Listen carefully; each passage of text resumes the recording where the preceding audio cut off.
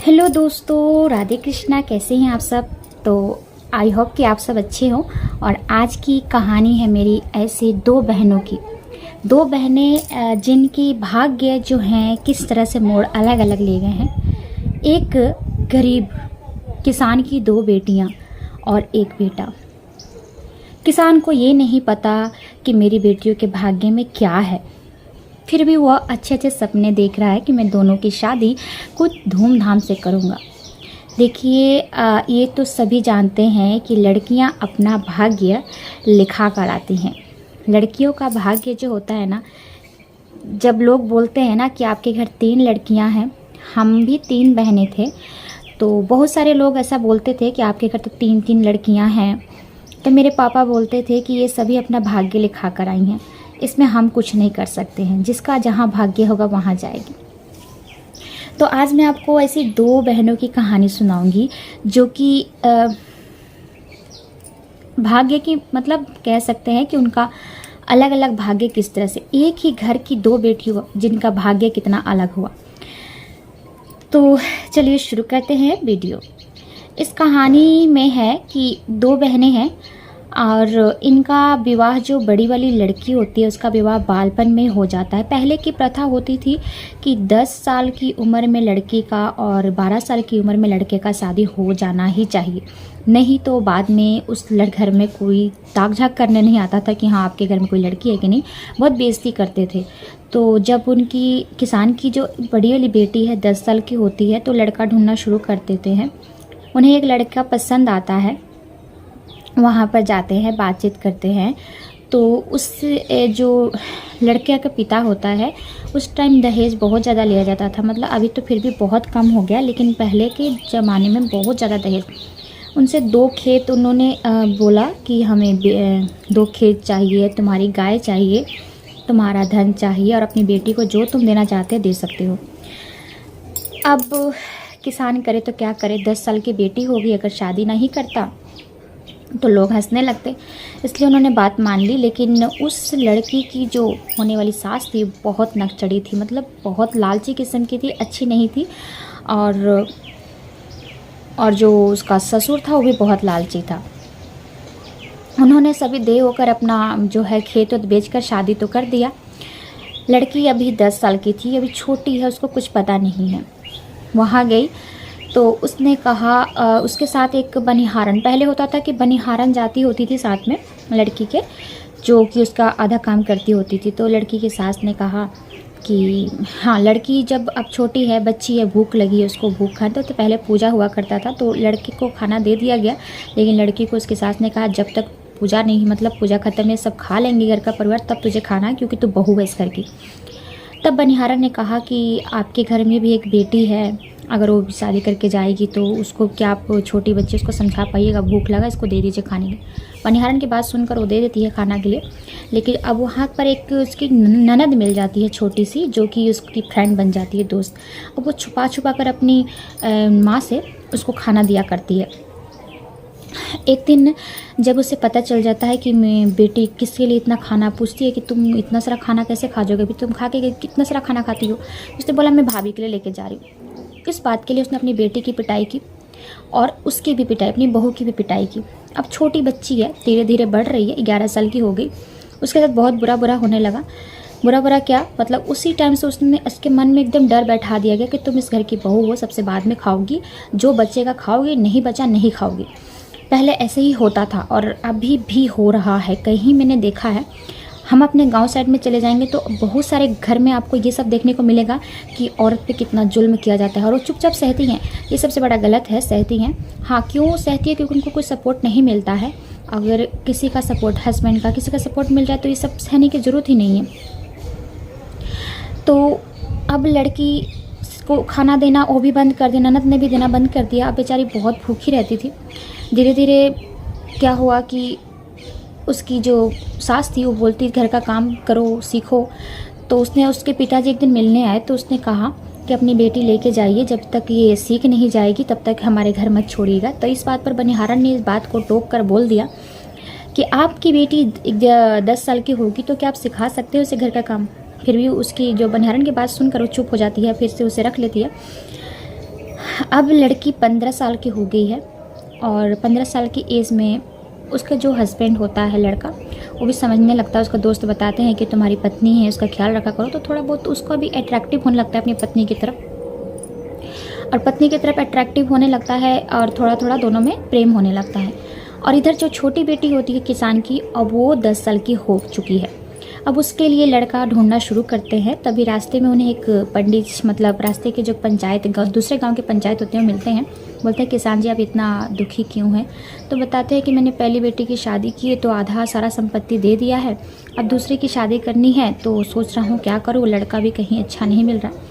अब जो पंचायत थे, ग्राम के पंचायत दूसरे, उन्होंने उनकी बेटी को देखा हुआ था। उन्हें उनकी बेटी बहुत ही अच्छी लगी थी, क्योंकि वो उसकी जो नैन नक्श थे सभी किसी को पसंद आ जाते थे, और साथ में पढ़ने लिखने में बहुत तेज़ थी।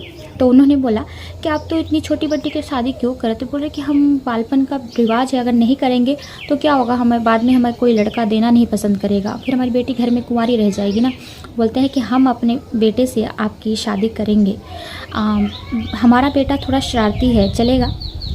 ये बात सुन के वो खुश हो जाते हैं किसान की। चलो बिना कुछ बात, अब देखिए भाग्य किस्मत की बात है, बिना कुछ कहे एक के लिए कितना ढूंढ रहे थे और एक के लिए ऐसे सामने ही में मिल गया। बोलते हैं हाँ हाँ करेंगे, आप हमें बता दीजिए क्या क्या आपको चाहिए। बोलते हैं देखो हमारे पास सब कुछ है, धन दौलत सब कुछ है, बस एक बेटी की कमी है, जो कि तुम्हारी बेटी हमारे घर आएगी तो वो भी पूरा हो जाएगा। बोलते ठीक है, हम ठीक है, लेकिन शादी कब करना है? तो बोलते हैं, जो ग्राम के पंचायत होते हैं बोलते हैं देखो हम चाहते हैं कि हम अपने बच्चों का विवाह है बालपन में ना करें, थोड़ा उन्हें पढ़ लेने दो, 10वीं पास कर लेने दो, उसके बाद हम कर लेंगे आराम से। अब किसान को यकीन नहीं होता, कहीं आप बाद में मुकर गए, उसके बाद कहते हम मुकरेंगे नहीं, हम पर भरोसा करो, हम अपने बच्चे का शादी, जो लड़के का शादी हो तुम्हारी लड़की से ही करेंगे, और इन दोनों को अच्छे से पढ़ने दो, पढ़ लेंगे उसके बाद। तो किसान होते हैं अपनी बेटी को फिर से पढ़ाना शुरू कर देते हैं। और इधर जो इनकी बड़ी बेटी होती है, अब उसका क्या होता है, 15 साल के बाद वो 16 साल में जाती है। 16 साल में अब उन दोनों के घर, अब जो उसका हस्बैंड होता है उसकी तरफ अट्रैक्टिव होने लगता है, उसकी दशा देखकर बहुत चिंतित रहता है। तो अपने पिता से कहता है कि हमें नौकरी करना है। तो उसकी जो माँ होती है बीच में टोकते हुए बोलती है तो पढ़ा लिखा तो कम है, करेगा तो करेगा क्या? तो उसके पिता बोलते हैं मजदूरी कर सकता है। अब उसको एक मज़दूर बना दिया जाता है। वो मज़दूरी इसलिए कर रहा है कि अपनी वाइफ की कुछ ज़रूरतें पूरी कर सके, लेकिन होता क्या था, दिन भर मजदूरी कर कर आता था। जितने पैसे होते थे उसकी जो माँ होती है वहीं रास्ते से ले लेती है, मतलब घर के एंटर। अब उसको क्या होता है, कभी अपनी वाइफ को पैसे दे नहीं पाता है। अब इसी तरह से उसकी माँ डेली करती है, उससे सारे पैसे ले लेती है और सारा हिसाब जोड़ करके कितने पैसे तूने घर आज कमाए हैं सब दे दिए मुझे। एक दिन जो उसकी वाइफ होती है बैठकर रो रही होती है आंगन में। उसे बहुत याद आती है कि उसके पिताजी किस तरह से जलेबियाँ लेकर आते थे, खाने का बहुत इच्छा करता है, तो रो रही होती है। वो जाके पूछता है कि क्यों रो रही हो? तो बोलती है कि मुझे ना जलेबियाँ खाने का बहुत इच्छा कर रहा है, क्योंकि मैं जलेबी खाने का मन कर रहा है। मैं बचपन में मेरे पिताजी बहुत लेकर आते थे, मैं खाती थी, और अभी यहाँ पे मुझे खाना भी शुद्ध से नहीं मिलता है, तो जलेबी कहाँ से मिलेगा? हस्बैंड को ये बात बहुत बुरी लगता है, तो कहता मैं दिन भर कमाता हूँ और अपनी वाइफ के लिए थोड़ी सी जलेबियाँ नहीं लेके आ सकता। तो उस दिन कमाने जाता है तो उसको उस पैसे में से 4 आने पैसे वो ले लेता है अपनी माँ को देने से पहले, उसमें से जलेबियाँ खरीद लेता है और उसे छुपा कर घर ले आता है। उसकी माँ बोलती है कि आज तेरे पैसे में 4 आने कम हैं। तो बोलता है बेटा कि आज घर से जाने में लेट हो गया, जिसकी वजह से पैसे मेरे जो मालिक ने काट लिए। माँ बोलती है ठीक है। अब छुप छुपा कर घर में ले जाता है और अपनी वाइफ को देता है कि खाओ जलेबियाँ खाओ। अब दोनों खा रहे होते, तभी उसी टाइम उसकी जो माँ आती है बुलाने के लिए कि चल बर्तन धोने हैं अपनी बहू को। देख लेती है कि दोनों जलेबियाँ खा रहे हैं। उसके लिए अपने बेटे को सुनाती है, बहू की पिटाई करती है कि तू मेरे बेटे को बिगाड़ दिया है, मुझसे पैसे छुपा कर तेरे लिए जलेबियाँ लेकर आ रहा है। अब उस दिन के बाद वो लड़की ना जलेबियाँ खाना भूल जाती है, मतलब उस इतनी पिटाई उसके लिए होती है जलेबियाँ के लिए कि वो भूल जाती है कि मुझे जलेबियाँ खानी है। बहुत रोती है। कुछ दिन बाद वो प्रेग्नेंट हो जाती है, उनके घर एक बच्चा होता है और बच्चा हो जाता है। और इधर जो उसका पति होता है श्याम बहुत मेहनत करता है, बहुत ज़्यादा मजदूरी करता है अपने बच्चे के लिए और अपनी वाइफ के लिए। और उधर उनकी जो छोटी बेटी होती है किसान की, वो अब 10वीं पास कर चुकी होती है। तो दोनों का रिश्ता शुरू हो जाता है तय होना। तो जाते हैं पूछने के लिए कि फिर भी आप दान दक्षिणा में क्या चाहते हैं बोल दीजिए हमसे, मतलब दहेज क्या लेना चाहते हैं। तो ग्राम पंचायत बोलते हैं कि नहीं, हमने पहले भी जैसे बोला था हमारे पास सब कुछ है, बस आप अपनी बेटी दे दीजिए, हम आपकी बेटी से शादी करके अपने घर में एक बेटी ले आएंगे। फिर भी किसान को लगता है कि मैंने अपनी बड़ी बेटी को दिया है तो छोटी को भी खाली हाथ नहीं भेजेंगे। एक खेत बेचते हैं और उसके लिए बहुत सारा सामान खरीदते हैं। धूमधाम से शादी हो जाती है, लड़की घर जाती है और इसका परिवार बहुत ही अच्छा मिल जाता है, मतलब इसकी फैमिली, इसका ससुर सास सब अच्छे मिल जाते हैं, रिस्पेक्ट करने वाले। और वो जो ग्राम पंचायत होते हैं बोलते हैं कि हम आपकी बेटी को आगे भी पढ़ाएंगे एक अपनी बेटी बनाकर। वहाँ जाती है तो उसका एडमिशन करा देते हैं अपने बेटे के साथ ही, उसके एक ही स्कूल में, कॉलेज में दोनों का एडमिशन हो जाता है, दोनों एक साथ ही पढ़ने जाया करते हैं। लेकिन जो लड़का होता है बहुत आवारागर्दी करता है, गंदे दोस्त रखता है, शराबी हो जाता है। अब लड़की को ये देखकर अपने जो ससुर से बोलती है कि पिताजी, जो पिताजी ये देखिए हमेशा शराबी में लगे रहते हैं। तब उसके जो ससुर होते हैं बोलते हैं बेटा अब तेरे हाथ में है इसको ठीक करना, तू बता इसको कैसे ठीक करना है, अब तुम ही इसको सुधारना है, इसलिए हम तुमको इस घर में लेकर आए हैं। अब लड़की का बहुत खातिरदारी होता है, बहुत अच्छी होती है, पढ़ने लिखने में सब में अव्वल रहती है, हर काम में, घर के कामों में। तो उसकी सास भी उसे बहुत प्यार करती होती है। अब इसकी किस्मत कितनी अच्छी होती है और उसकी दूसरी बहन की किस्मत कैसी होती है कि उसको कैसी सास मिली होती है। ये लड़कियों की किस्मत जो है ना ऊपर से लिख कर आती है कि किसको क्या मिलने वाला है। इसमें हम पेरेंट्स को दोष नहीं दे सकते कि हमारे पेरेंट्स ने हमें ऐसे घर में शादी कर दी है। फिर होता क्या है कि जब दोनों लड़कियां, अब इधर इसका घर अच्छा चलने लगता है, पढ़ाई करती है, और इधर इसके घर एक बेटे का जन्म होता है जो इसकी पहली बहन होती है। लेकिन जन्म तो हो जाता है और लेकिन इसका जो हस्बैंड होता है इतना मजदूरी दिन रात करने की वजह से इसको टाइफाइड हो जाता है। वो छोटे एज से मजदूरी करने की वजह से और एक मतलब इतना ज़्यादा लोड लेने की वजह से उसको टाइफाइड हो जाता है और कुछ दिन बाद उसको अपनी दुनिया से यहाँ से चला जाता है, जिसे बर्दाश्त नहीं कर पाती है इसकी बड़ी बहन, किसान की बड़ी बेटी बिल्कुल बर्दाश्त नहीं कर पाती है कि अब मैं किसके सहारे रहूँगी। अब एक बेटा लेकर उदास बैठी है, तभी किसान आते हैं, बोलते हैं मेरी बेटी बहुत उदास है, मैं कुछ दिन अपने इसके मायके ले जाना चाहता, अपनी माँ के पास रहेगी। तब सास क्या बोलती है, कुछ दिन नहीं हमेशा के लिए ले जाओ, इसने मेरे बेटे को खा लिया है, इसे ले जाओ, अब इसे मेरे पास में लेकर मत आना। उदास होकर किसान अपनी बेटी को और अपनी नाती को लेकर चले जाते हैं। जैसे ही इधर अपनी इसकी बहन को पता चलता है बहुत दुखी होती है और अभी इसकी कॉलेज की पढ़ाई भी ख़त्म हो जाती है। तब वही अपने ससुर से कहती है पिताजी मैं शिक्षिका बनना चाहती हूँ, क्योंकि मैं चाहती हूँ कि लोगों को अच्छी शिक्षा दूँ और उनको अच्छे रास्ते पर लेके जाऊँ। अब इसके ससुर बहुत अच्छे होते हैं, बोलते हैं ठीक है तुम्हें जितना पढ़ना है पढ़ो। इसके लिए तो उसे पढ़ने के लिए जाना, बहुत अच्छे से पढ़ाई करने के लिए इसको कॉलेज में, अब दूसरे कॉलेज यानी कि शिक्षिका के लिए बीएड का कॉलेज में इसको एडमिशन करा दिया जाता है। और इधर इसकी दशा बहुत ख़राब होती है पहली बहन की। तब ये बहन की इतनी दशा ख़राब होती है कि क्या करे। तब वो अपने पिता से अब कुछ बोलती नहीं, एकदम उदास रहती है। उसे अपने पति के बारे में सोचती है कि अब मैं क्या करूँगी, कैसे रहूँगी। अपने पिता को भी देखती है कि कितनी मजबूर है, फिर भी मेरा हेल्प कर रहे हैं, मुझे खाना पीना दे रहे हैं, इनके ऊपर मैं बोझ बन गई फिर से आकर। धीरे धीरे इनकी छोटी बहन जो किसान की छोटी बेटी होती है एक शिक्षिका बन जाती है, उसका अब नौकरी लग गया शहर में। तो अपने पिता से, ससुर से कहती है कि पिताजी अब मेरा नौकरी लग गया, मुझे यहाँ से जाना पड़ेगा और अब आप बताइए मैं क्या करूँ। तो ससुर बोलते हैं जब तुम्हारी नौकरी लगे तुम यहाँ बैठे हुए क्यों, तुम जाओगी करोगी नौकरी, लेकिन अब तुम्हारे साथ तुम्हारा पति भी जाएगा। उसके अब पति जो लड़का होता है बिल्कुल पसंद नहीं करता अपनी पत्नी को, क्योंकि हमेशा उसकी तारीफ़ होती रहती है ना, बोलता है मैं इसके साथ नहीं जाऊँगा, मैं क्यों जाऊँ, अच्छा ये नौकरी लग जाएगी चली जाएगी तो मैं दिन भर सोऊंगा, मुझे रोकने वाला नहीं, क्योंकि हमेशा ये चीज़ में रोकती थी, आप ये मत करो वो मत करो, जल्दी उठ जाओ। उसको पसंद नहीं आता था। ज़बरदस्ती उसके पिता बोलते हैं नहीं तुम्हें भी जाना पड़ेगा, क्योंकि तुम्हारी पत्नी अकेले वहाँ रहेगी तो लोग मजाक उड़ाएंगे, कुछ कहेंगे, तुम जाओ। वहाँ पर एक रूम भाड़े पर लेकर ये लोग रहना शुरू कर देते हैं और इसकी दुकान खोल देते हैं इसके पिता की, वहाँ पर बैठ कर दुकान की कारोबार करेगा और ये काम करेगी। धीरे धीरे उन दोनों में अट्रैक्शन होने लगता है, उसको समझ आ जाता है उस लड़के को कि मेरे पिता ने मेरे लिए अच्छा ही किया, नौकरी यहाँ पर ढूंढ दिया, मतलब एक दुकान खोल दिया, शायद मैं दोस्तों के साथ पढ़कर अपना भविष्य नहीं सुधार पाता। और उसने पीना भी छोड़ दिया। और अब जिस तरह से वो खाना पैक करके जाती थी, सुबह उठकर नहा कर धोकर अपने पति के लिए खाना और खुद के लिए बनाकर, तो उसको अपनी पत्नी की तरफ अट्रैक्शन होने लगा। वो देखने लगा कि उसको मतलब एक प्रेम सा होने लगा कि मेरी पत्नी मेरा केयर करती है। अब दोनों एक दूसरे के लिए मतलब एक दूसरे के बिना रह नहीं पाते थे, दोनों एक दूसरे के बहुत ज़्यादा प्रेम हो गया। इस तरह से इसकी लाइफ भी थोड़ी सेट होने लगी, लड़का भी सुधर गया। अब जो इसकी बड़ी बहन है उसको चिंता हो रही है मैं कैसे क्या करूँ, तो उसने कहा उसको याद आया अपनी बहन की कि मेरी बहन शिक्षिका बन गई है, तो लोग का समाज कल्याण के लिए काम कर रही है।